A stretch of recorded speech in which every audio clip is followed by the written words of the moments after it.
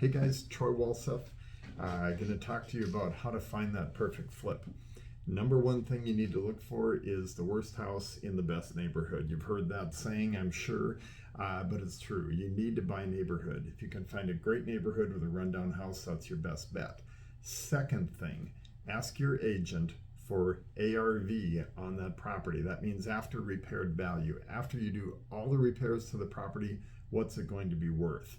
That way you can take that ARV and work the process backwards to find out if this home is worth buying at whatever price it's at. So that ARV, if it's $500,000 and it's going to be $10,000 in holding costs for you, and then you're going to have expenses, taxes, heat, AC, whatever you're paying for utilities. That's also a holding cost.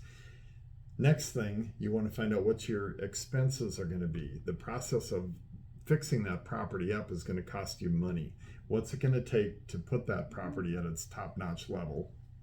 The next thing, your cost of sale.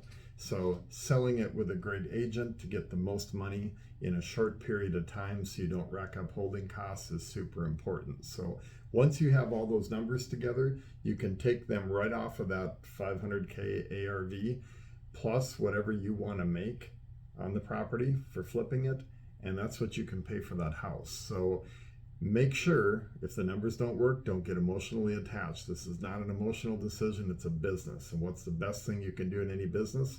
Get a profit.